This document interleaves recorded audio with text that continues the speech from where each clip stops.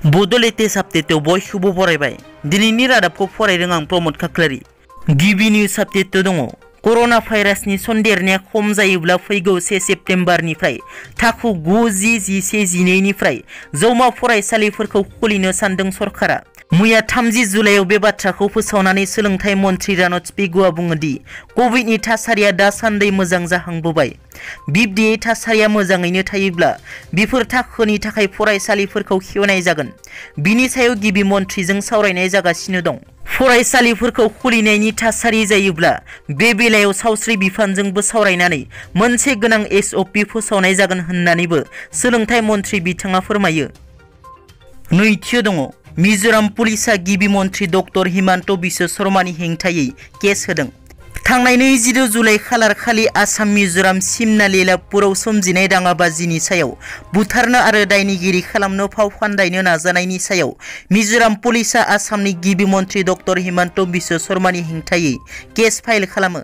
खौरांनि बादिब्ला गिबि मन्थ्रिजों लोगोसे Assam IGP Anurag Agarwal, DIGP Debjyoti Mukherjee, Cachar DC केरथिजाली, काछार SP बेबब चन्द्रकान्त निम्बालकार, फरेस्ट अफिसार सानिदेव चौधरी, धलाई पुलिस थानानि OC साहाउद्दिन आरो 200 आसाम पुलिस पार्सनेलनि मुङाबो बे केस फाइलाव दंफायो।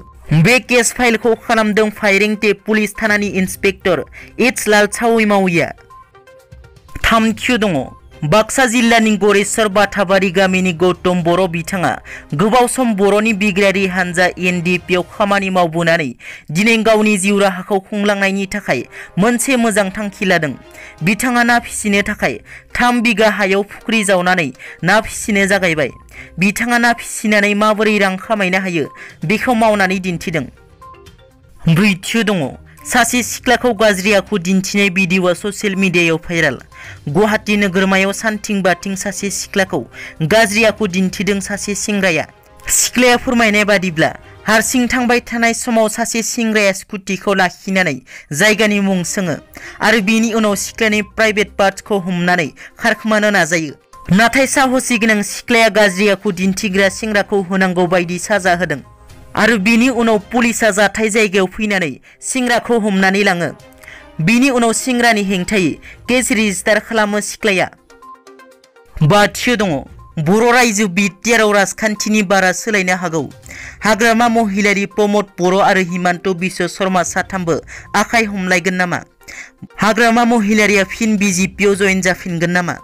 बर' हायाव गोजोन खौसेथिनि थाखाय साथामबो आखाइ हमलायगोन नामा? राजखान्थियाव सोलायनायनि इसारा होदों गिबि मन्थ्रि डक्टर हिमन्त बिश्व शर्माया। बर' रायजोआव राजखान्थिया सोलायनायनि इसारा होदों गिबि मन्थ्रिनि बिबुंथिया। प्रमद बर', हाग्रामा महिलारि आरो हिमन्त बिश्व शर्मा साथामबो ज' जागोन नामा? गिबि मन्थ्रिया बुङो दि जों रावनिबो सुथुर नङा, नाथाय बिसायख'थिनि समाव BPF बा महाजोतजों जगदान जादोंमोन।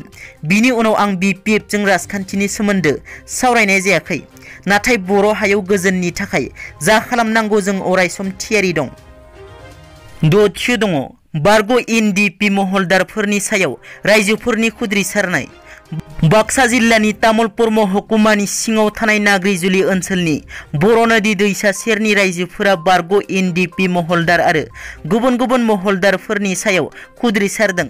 मानोना खख्लें एबा JCBजों जेरै हागौ अन्थाइ बालाफोरखौ गोथौ गोथौयै जावनानै फानहरनायाव बर' नदी दैसानि रुगुङाव थानाय बैग्रिखुन्थि, हास्तिनापुर, गुवाबारि, अरङाजुलिनि रायजोफोरनि गोबां खहा खालामदों।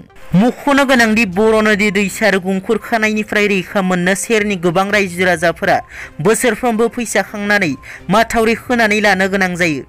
हाब्रां खुरखानाय खैफोदनिफ्राय रैखा मोननो गोरिब गुन्द्रा साफ्रोमबो समान समान खामानि मावफुंनो गोनां जायो। खख्लें एबा JCBजों अन्थाइ बाला जावनानै फानहरनायखौ रायजो राजाफोरा गोबां खेब बन्द खालामनो थांब्लाबो गनायाखै। गावसोरखौनो बिसोर बारग' NDP होनना सिनायथि होदों। बिनिखायनो ओनसोलनि रायजो राजाफोरा महलदारफोरनि बिब्दि बाहायथिखौ नुनानै बे ओनसोलनि मोजांखौ हास्थायाखै होनना अजद दैखांदों। दिनैनि रादाबा एसेनोसै। नोंथांमोना जुदि आंनि चेनेलखौ दासिमबो साबस्क्राइब खालामाखै, अन्नानै साबस्क्राइब खालाम। गोजोन्थों।